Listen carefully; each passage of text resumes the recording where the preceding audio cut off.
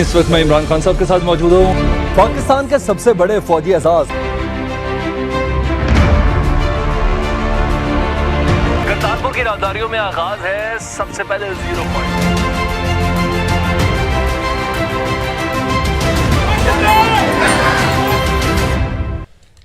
बिस्मिल्लाहिर्रहमानिर्रहीम। अस्सलाम वालेकुम। आपका दोस्त सलमान हैदर। दुआ है उस परवरदिगार से कि उसने आपको और आपके अहले खाना को अपनी हिफ्ज़ो अमान में रखा हुआ। यूक्रेन कॉन्फ्लिक्ट पे जिस तरह वक्त गुजरता जा रहा है, सूरत हाल मजीद बद से बदतर नहीं खौफनाक होती जा रही है।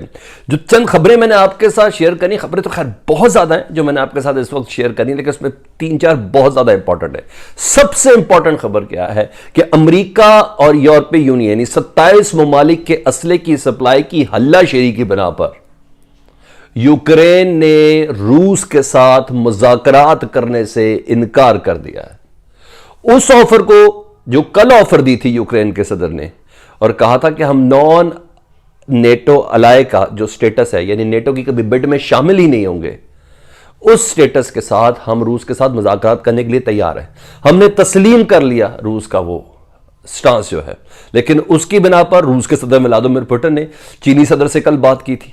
चीनी सदर ने भी उनको कन्विंस किया था, सीरिया के सदर ने भी उन्हें कन्विंस किया था कि अब ये बात है तो इसकी बात का जरा अच्छे तरीके से जवाब दिया जाए। उस अच्छे तरीके से जवाब देने पर बता दिया गया कि बेलारूस के शहर में, ठीक है, वहां मुज़ाकरात हो सकते हैं, उनका वफ्द तो हमारा वफ्द जाके मुज़ाकरात कर, लेकिन अभी आज सारा दिन की पेशरफ्त, सारा दिन की बमबारी मुख्तलिफ शहरों के अंदर होना, यूक्रेन के सदर का सुबह सुबह वीडियो पैगाम अपना जारी करना सेल्फी कैमरे के साथ, उसके बाद अपनी आवाम को यह तसल्ली देना उस वीडियो पैगाम के जरिए कि जो हमारे तहादी हमें नया असला और नया एयर डिफेंस सिस्टम हमें भेज रहे हैं। 27 ममालिक ने इस बात को वो भी किया, AFP ने इसको रिपोर्ट किया और स्काई न्यूज़ से भी मैंने आपको कोट किया कि रिपोर्ट किया कि अमेरिका, बरतानिया के अलावा 27 ममालिक ने यूक्रेन की असले की इमदाद का ऐलान किया। अमेरिका ने इस सिलसिले में 3.5, जी हाँ, तकरीबन 3 मिलियन डॉलर भी तफवीज़ कर दिया और ये सब चीज़ें होती। अब की खबर यह है कि उसने मुज़ाकरात से इनकार कर दिया यूक्रेन ने। मेरा ख्याल है अमेरिका की हल्लाशेरी पे फिर किसी मुल्क की मौत आई है तो वो कोई और नहीं, यूक्रेन के शहरी ही लग रहे हैं। लेकिन इसकी भी पूरी है, ये कह रहा हूँ, ये खुद यूक्रेन के आगे ही आ रहा है। अभी मैं आपको डिटेल में उस हिस्टोरिकल फैक्ट से मुतल्लिक आपको आगाह करूंगा। इस तरफ किसी की निगाह नहीं गई। यूक्रेन ने माजी में अमेरिका के साथ मिल के एक मुस्लिम मुल्क के खिलाफ क्या किया, कितनी औरतों को रेप किया, कितने बच्चों को यतीम किया, कितने लोगों को उधर मारा गया, और एक झूठे इल्ज़ाम की बुनियाद पर। अभी मैं डिटेल में वो आपको बताता हूँ। मुझे तो आज इस वीडियो बनाने में कोई जज्बा ही कुछ और आ रहा है, डिटेल आपके साथ बताता हूँ। दूसरी जी, यूक्रेन ने बाकायदा तौर पर इंडिया से मदद मांगी है। यूक्रेन के सदर ने किन अल्फाज का इस्तेमाल किया उन्होंने इंडिया से मदद के सिलसिले में कि हमें रूस से बचाया जाए, वो है और हमें आपकी मदद रिक्वायर्ड है। दूसरा तुर्की, जिससे मुतालिक कहा जाता है कि शायद वो खुल के सामने ना आए, तुर्की ने भी अपना पूरा वजन यूक्रेन के पलड़े के अंदर डाल दिया है और इस सिलसिले में सिर्फ बयानात की हद तक नहीं, सियासी सपोर्ट की हद तक नहीं, कुछ फौजी काम ऐसा हुआ है जो बहुत इंपॉर्टेंट है इस वीडियो में आपके साथ बताना।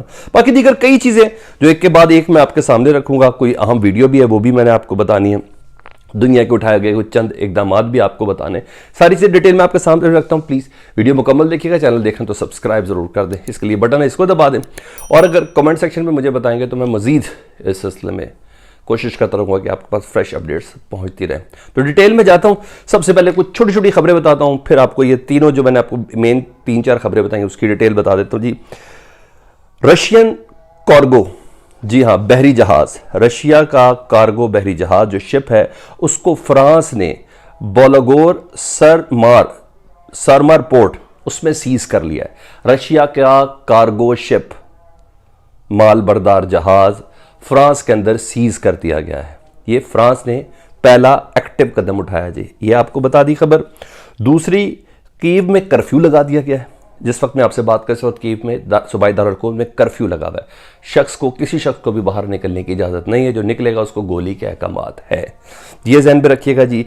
निकपोल जी, वहाँ कुछ सबूताजर्स हैं, ये तस्वीर भी आप देख लें जी, ये सबूताजर हैं जी, इनको डिटेन किया। ये वो लोग हैं जो यूक्रेन का अमन ख़राब करना चाह रहे थे, इनको रशियन फोर्सेस ने और रशिया और यूक्रेनी फोर्सेस कह रहे हैं कि हमने इनको डिटेन कर लिया, इनको गिरफ्तार किया गया। ये वो थे जिसे कहते हैं ना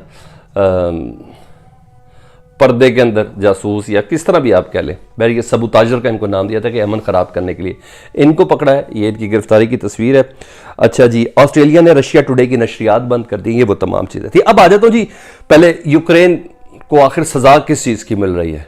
आज उसने मुज़ाकरात से इनकार किया, सब कुछ उसके साथ वही हुआ जो उसने माजी में किया। सुन ले जी, 7,000 यूक्रेनियन फौजी जो थे ना 2003 में इसी रीज़न की बिना पर इराक के अंदर दाखिल हुए थे। 2003 में 7,000 यूक्रेनियन फौजी नॉन नेटो अलाई की हैसियत से अमेरिका के हुक्म पर इराक के अंदर दाखिल हुए थे। उस वक्त इराक पे क्या इल्ज़ाम था? वेपन ऑफ मैस डिस्ट्रक्शन का, तबाही फैलाने वाले हथियार उनके पास हैं, एटमी हथियार मौजूद है, केमिकल हथियार मौजूद है, इसलिए इराक का इस सरजमीन पर या सद्दाम का इस सरजमीन पर रहना नामुमकिन है। ये इल्ज़ाम लगाया गया था ना, जो आज तक वेपन ऑफ मैस डिस्ट्रक्शन नहीं मिले। सेम यही इल्ज़ाम रशिया ने भी लगाया ना कि ये जौहरी ताकत हासिल करते हुए, ना सिर्फ हासिल करते हुए बल्कि उसको सप्लाई भी शुरू हो गई है, इसके पास एटमी हथियार हैं। इस वक्त यूक्रेन के सदर का सीट पर जो रहना है ना, वो तकरीबन नामुमकिन है रशिया की हैसियत को चैलेंज करने के मुताबिक। दूसरा, नेटो की बिड के अलावा भी जो लास्ट टाइम खिताब से एक रोज़ पहले जब सिक्योरिटी काउंसिल से अपनी अप्रूवल ली थी ना, तो क्रेमलिन ने यानी पुतिन साहब ने बाकायदा तौर पर ये बयान दागे थे। ठीक है जी, 2003 में 7,000 फौजी इनके दाखिल हुए थे और इन्होंने उस वक्त, जी हाँ, एक डेमोक्रेटिकली इलेक्टेड प्रेसिडेंट था, उसके खिलाफ उन्होंने जद्दोजहद की, यानी अंदर दाखिल हुए जी इराक के अंदर। अच्छा जी, थर्ड लार्जेस्ट कोalition फोर्सेस जो थी, यानी तीसरी सबसे बड़ी इत्तेहादी जो फौज थी नेटो के ना होने के बावजूद, नेटो का हिस्सा ना होने के बावजूद, उसने सर्व किया था इराक के अंदर, इराकी शहरियों को मारा था। हुआ क्या था? 100,000 were killed because of Ukrainian occupation of Iraq. हजारों अफराद मरे थे यूक्रेनी फौजियों के हाथों इराक के अंदर। याद रखना, हजारों अफराद यूक्रेनी फौजों के हाथों इराक के अंदर मारे गए थे। 1000 ऑफ वुमेन वर रेप्ड, हजारों औरतों की इस्मत दरी की गई थी। अच्छा जी, और आपको मजे की बात बताऊं, यह तकलीफ उस वक्त किसी ने नहीं महसूस की थी इराकियों से मुतल्लिक, किसी यूरोपीय दुनिया ने यह तकलीफ महसूस नहीं की थी। आज वही अमेरिका और यूरोपीय दुनिया ये तकलीफ यूक्रेन के हवाले से बहुत महसूस कर रहे हैं। ये होती है मकाफात अमन, ये है कुदरत का इंसाफ। मैंने कहा मैं आपको तस्वीर का ये वाला भी रुख दे दूं, जो समझ रहे ना बहुत ज़्यादतियाँ हो रही हैं, नहीं, ये अदले का बदला मिल रहा है, कुदरत का इंसाफ, ये आपको बताना था। अब आ जाता हूँ दूसरी चीज़ों की तरफ जी। वो मैं आपको सबसे पहले वो चीज़ें एक दो दिखा दूँ ताकि आपको पता चल जाए कि किस तरह यूक्रेन के सदर ने इंडिया से मदद मांगी है जी। ये ट्वीट है जी उनका जी, spoke with prime minister Narendra Modi, उनकी नरेंद्र मोदी से बात हुई। Informed of the course of repulsing aggression, more than 100,000 invaders are in our land. 1 lakh रूसी फौजी हमारी ज़मीन के अंदर आ चुके हैं जी।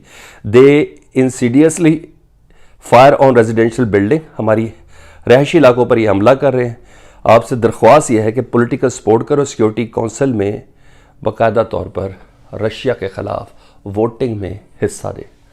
बाकायदा तौर पर यूक्रेन के सदर जो है ज़ेलेंस्की व्लादिमीर, उन्होंने व्लादिमीर पुतिन से फ़ोन पर बात करके ये ट्वीट किया है कि हमें सलामती काउंसिल में, सिक्योरिटी काउंसिल में, जहाँ कल वोट में हिस्सा ही नहीं लिया था ना, चीन ने भी नहीं हिस्सा लिया था, चीन ने भी हिस्सा लिया, मुत्तहिदा अरब अमारात ने भी नहीं लिया था, इंडिया भी नहीं लिया था, मैंने भी वोट में हिस्सा नहीं लिया था। 14 में से 11 रूस के ख़िलाफ़ थे और जो 3 थे वो ये थे जिन्होंने हिस्सा नहीं लिया था। खैर रूस ने खुद ही इसको वीटो भी कर दिया था, लेकिन ये बाकायदा तौर पर मदद की डिमांड की गई है। अब आ जाता हूँ उस वाले मामले पे, तुर्की ने ऐसा कौन सा कदम उठाया, वो भी जो उनके ट्वीट से ही पता चल रहा है मुझे। I thank my friend mister president Tayyip Recep Erdogan and the people of Turkey for their strong support.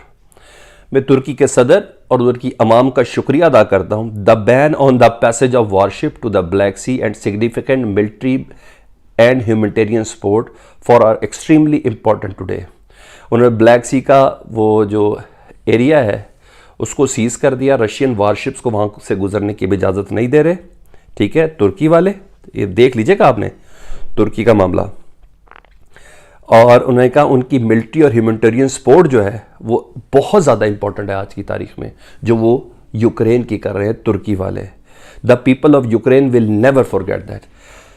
Ukraine की अवाम इसको कभी भी नहीं भूलेंगे।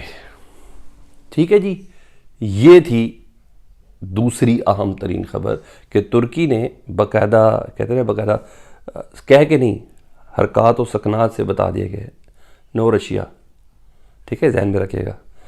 तुर्की के साथ कहीं ना कहीं पड्डा है जो इस टाइम निकल गया, वो सीरिया के अंदर था पड्डा, वो आपको बता दूँ। और आखिर में वो खबर मैं आपको दे दूँ जी, जो मैंने जिसकी बिना पे आपको मैंने कहा कि वो जो यूक्रेन ने रूस के साथ मुज़ाकरात से इनकार किया जी। AFP खबर दे रहा है क्रेमलिन यानी मॉस्को की तरफ से, Ukraine prolonged conflict by refusing talks with Russia. वो इस जंग को मज़ीद तूल देना चाह रहा है रूस से बात ना करके। यूक्रेन रूस से बात ना करके इस जंग को तूल देना चाह रहा है। अच्छा जी, द क्रेमलिन, AFP की खबर है, the Kremlin on Saturday accuse Ukraine of prolong the military conflict by refusing to negotiate as Russia pressed on with its invasion of the pro-Western country. In connection with the expected negotiation, the Russian president yesterday afternoon ordered the suspension of advance of the main force of the Russian Federation. यानी अब Ukraine कह रहा है हमने बात नहीं करनी। तो ये सिचुएशन है, मैं सारी की सारी मैं आपको बता दूं। मज़ीद जैसे अपडेट आएंगे वो भी आपको आगाह करूंगा। अपना बहुत ख्याल रखें। अल्लाहुम्मा सल्ली अला मुहम्मद व आले मुहम्मद।